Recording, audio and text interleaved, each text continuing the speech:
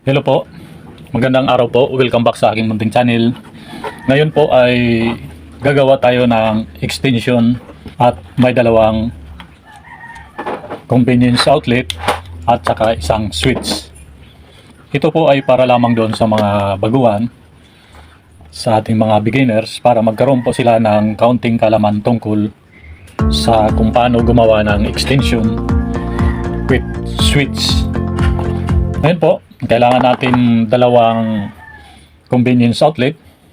Ito po, at saka isang switch. Ito. At holding plate. At yung takip. At saka mill plug. At cord. Maikli lang po yung ginamit ko for demo purposes lang po. Ito po ay number 16. Ngayon po, yung mga pang jumper natin. Ito.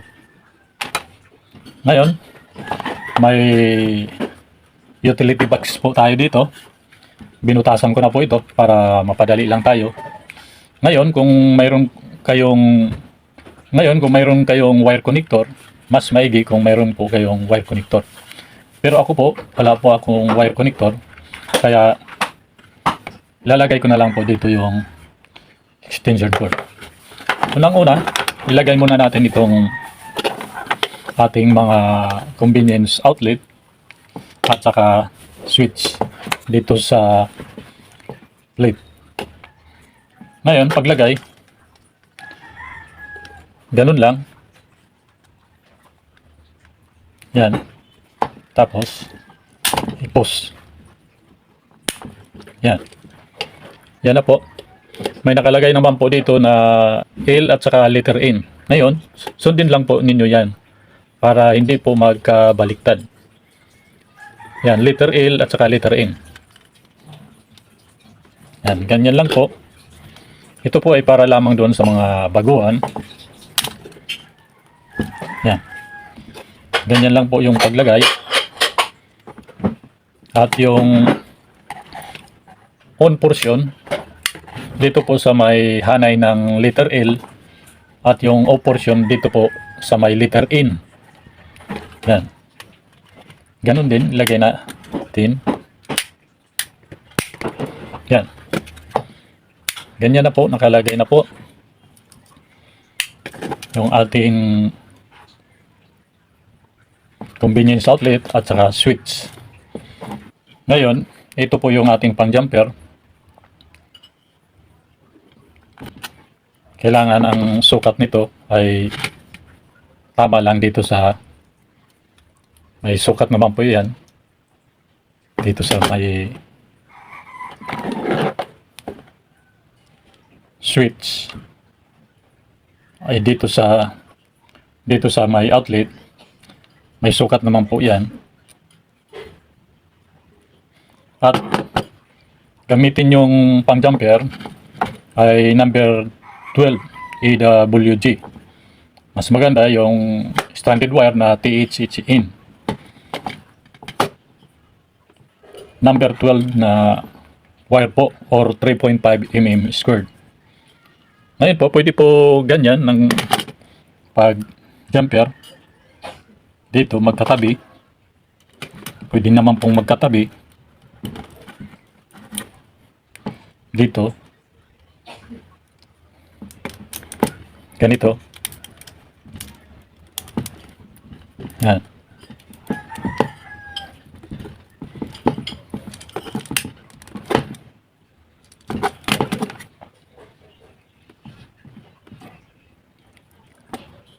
At dalawa po ang jumper natin para masuplayan yung convenience outlet natin galing dito sa switch. Yan.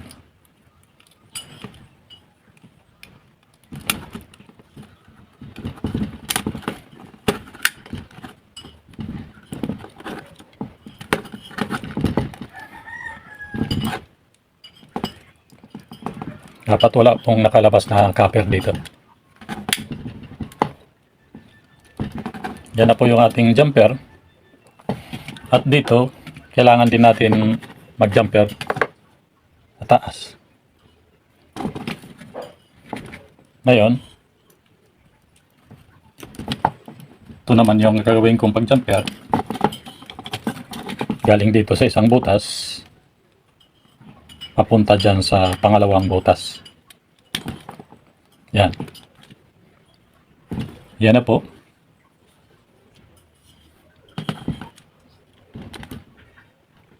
Yan. Ito na po yung ating pag-jumper.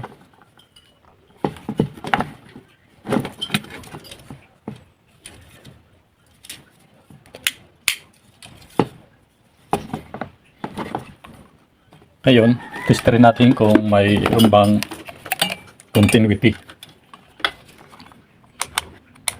Select lang sa continuity.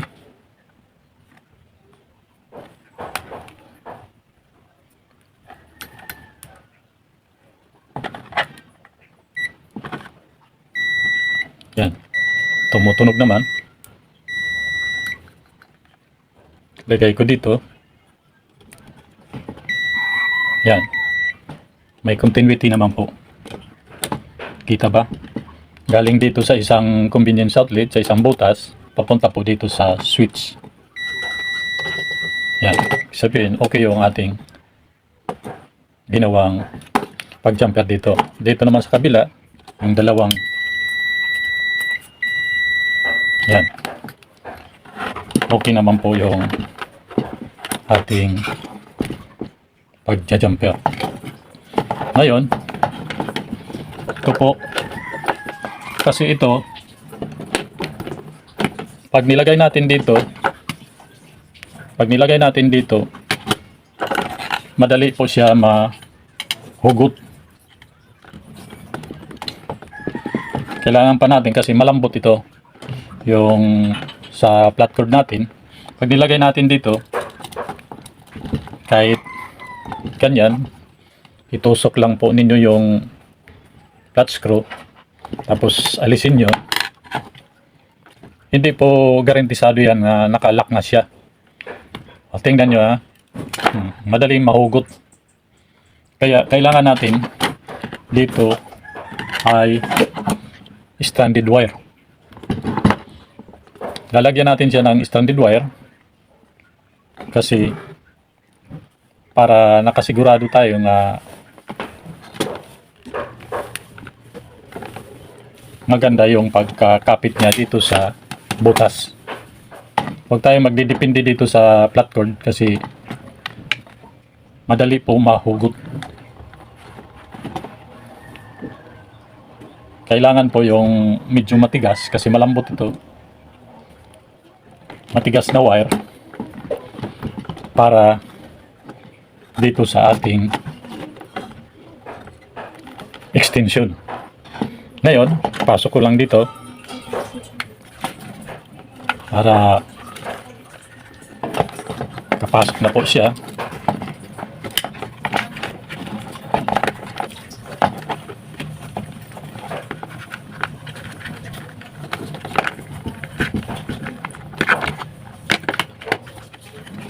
Yan, ganyan. Tapos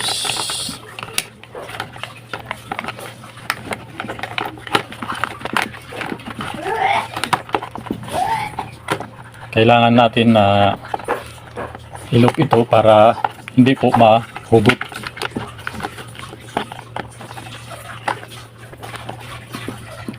Yan. Ilok po natin.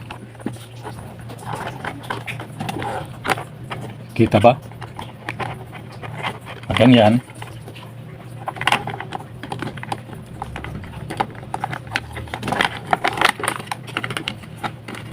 Ganyan po. Para hindi po siya mahugot. Yan. Kasi wala tayong wire connector. Yan. Para pagdating dito sa may butas, di siya mahuhugot, matatanggal. Yan. Yan na po yung ating pan-lock dyan. Yan na po yung ating pan-lock dyan. Yan. Tapos, gagamit tayo ng number 12 na THHN na stranded wire para ikabit po dito. Ito po yung stranded wire at lalagay po natin dito. Kasi mas maganda ito yung ilagay natin dito sa butas dahil kumakapit siya ng maigi kumpara dito sa flat cord kasi malambot yan, hindi masyadong kumakapit, maglulos po yan. Kaya kailangan natin dugtungan ng stranded wire para makapasok ng mabuti at mailak niya ng mabuti dyan sa butas ng switch at saka convenience outlet. Yan, ganyan lang. Tapos at tupiin ganyan para hindi po matalim dito.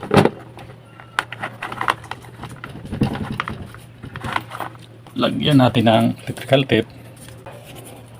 Ako, naubos na yung electrical tape ko.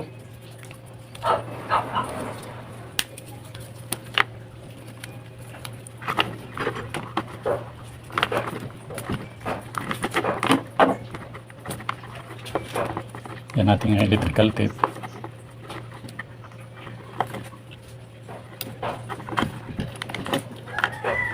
Yan.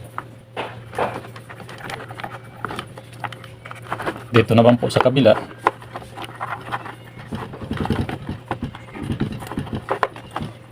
Ganon din yung ating gagawin.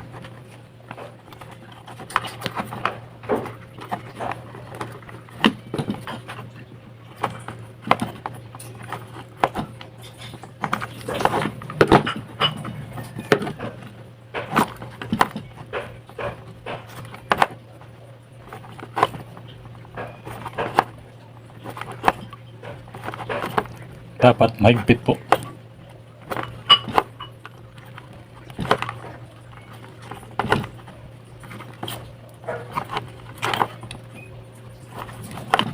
Yan na po. Tulan natin at baluktutin.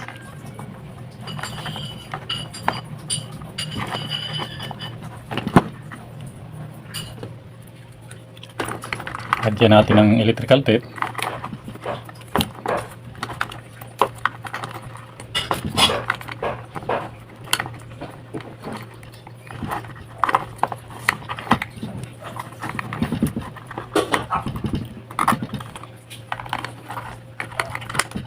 Yan. Ganito po. Para may lock po siya dito.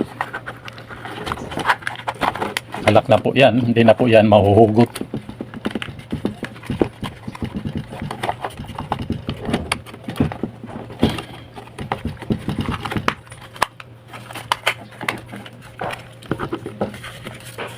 Ito po, oh, hindi na yan mahuhugot siya. Yan. Ngayon, lalagay natin dito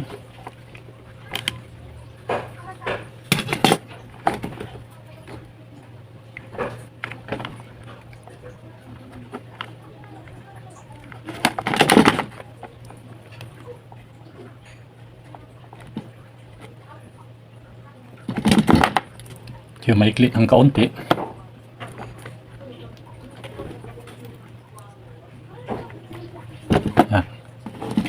Ngayon, dito natin ilalagay sa may on portion. Ito, dito sa may on portion. Ito, galing dito sa convenience outlet.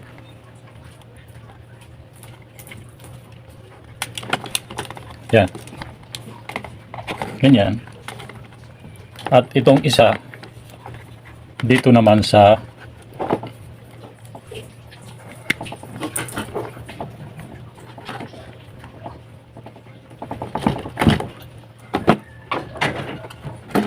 dito naman sa switch.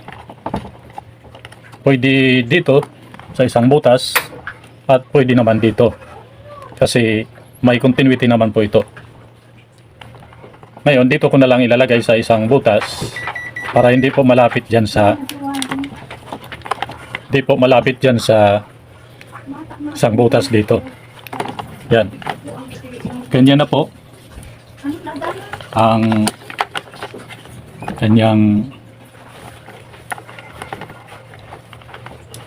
ganyan po. Medyo maitim ang kulay ng ating mga convenience outlet saka switch. Pero nakikita naman po. Yan, ganyan lang po. Yan. Ngayon, pwede na natin pasok dito.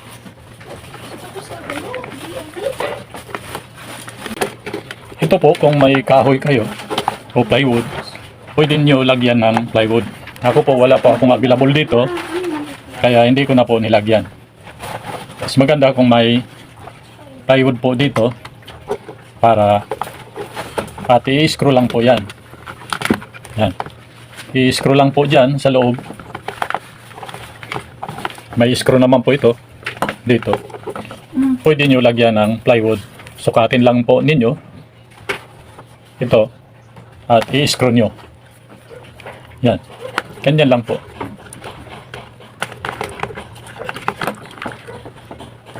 Ngayon, pwede na natin ipasok ito. Yan, ganyan. At lagyan natin ng screw.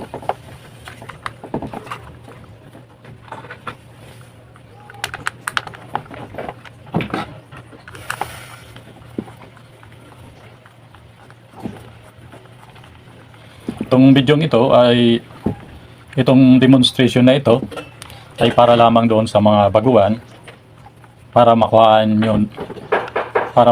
nila ng kaunting kalaman kung paano gumawa ng extension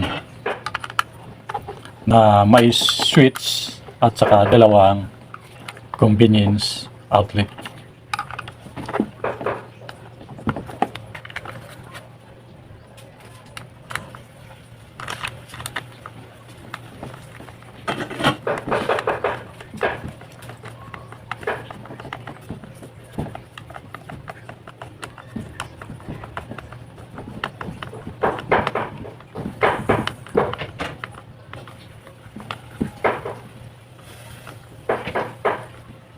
Yan. Ito na po yung ating outlet. Lagyan natin ng takip. Yan. Yan na po. Ngayon, dito naman tayo sa ating mill plug.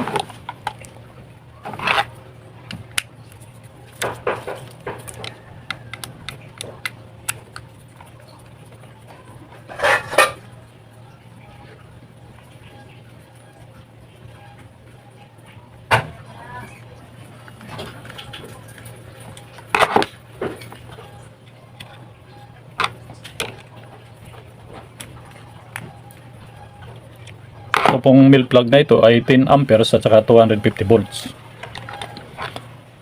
Ngayon, kailangan niyo tanggalin itong tornilyong ito.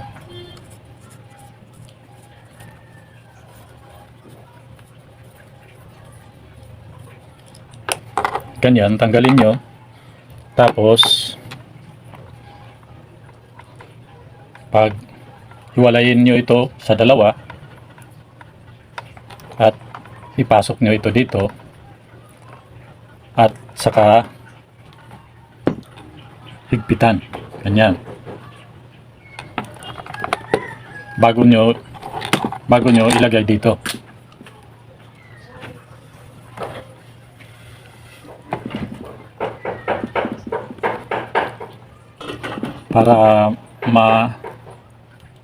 Para mas madali po ang paglalagay nyo.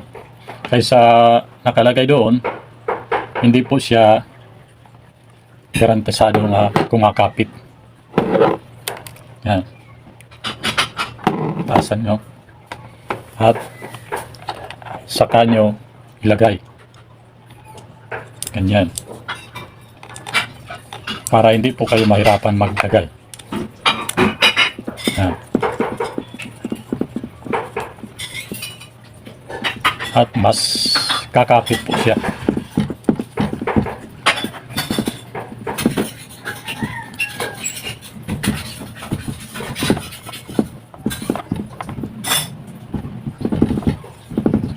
Dapat maigpit po. Yan. At siguraduhin walang nakalabas dito na copper. At ito naman isa.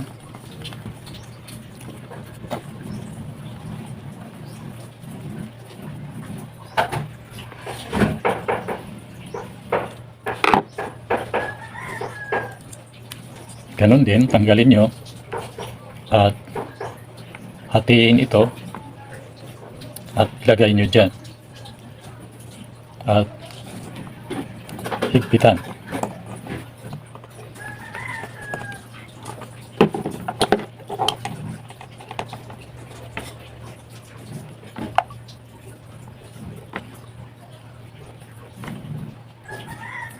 Mas maganda ito na tinatanggal kasi kaysa doon na nakalagay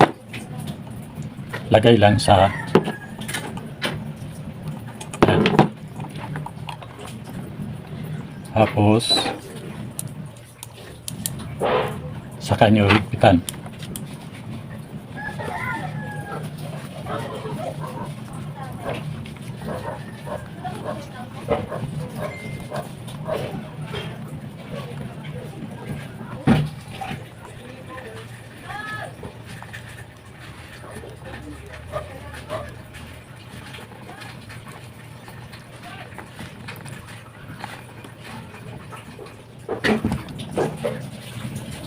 Yan, dapat maigpit.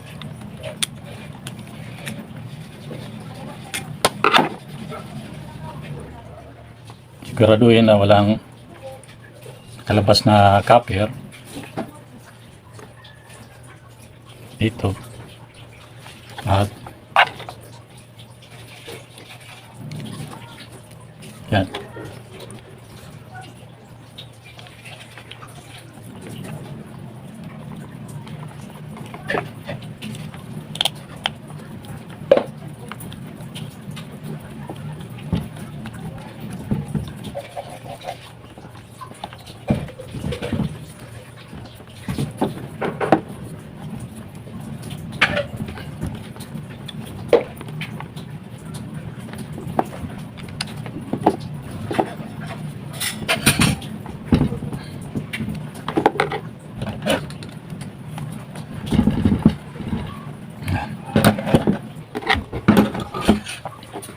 Yan na po.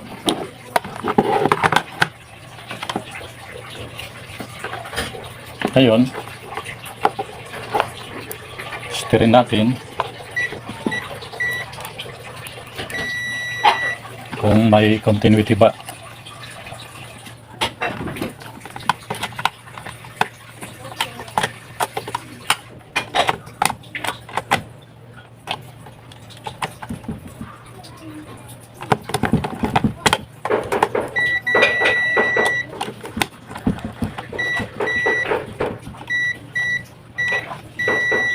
Yan. Naman sa kabila.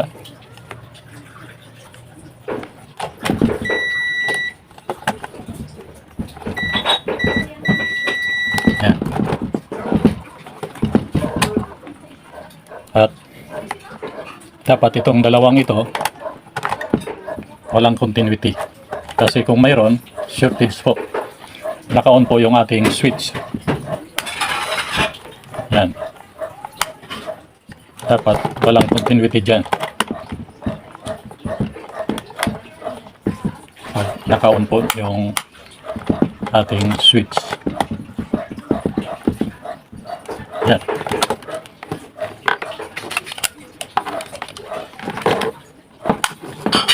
Yan na po.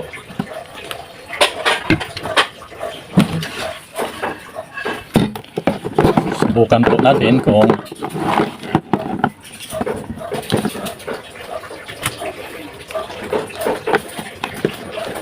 gumagana po ba ito sa ating ginawa. Ito po may power po ito. Yan. Ngayon, ipa-plug po natin. Yan. Ngayon, ipa-plug din natin ito. Naka-plug na po sa power natin. Ngayon, iyon ko po kung mag-iilaw po ba siya o gagana po ba siya. Iyon ko na po. Yan. Dito sa kabila. Yan.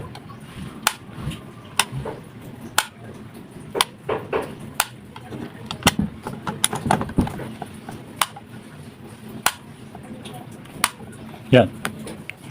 Ganyan lang po ang paggawa ng extension. Ganyan lang po ang paggawa ng extension na may switch po at dalawang convenience outlet. Kung gusto nyo lagyan dito ng kahoy o di kaya plywood, nasa sa inyo na yun. Ako hindi ko na nilagyan kasi wala akong available dito. Pero mas maganda kung may plywood po dito. Sukatin lang po ninyo ito. At i-screw. May screw naman po ito dito. Yan. Ganyan lang po.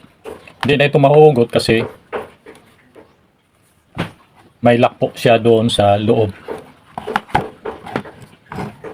Ito po ay para lamang doon sa mga beginners na gustong mag-DIY sa ganitong paggawa ng extension na may switch. Maraming salamat po. Sana po mag-subscribe po kayo sa aking munting channel at pindutin ang notification bell para updated po kayo sa aking mga susunod na i-upload. Maraming salamat po. At thank you sa inyong panonood. Maraming salamat po. Thank you.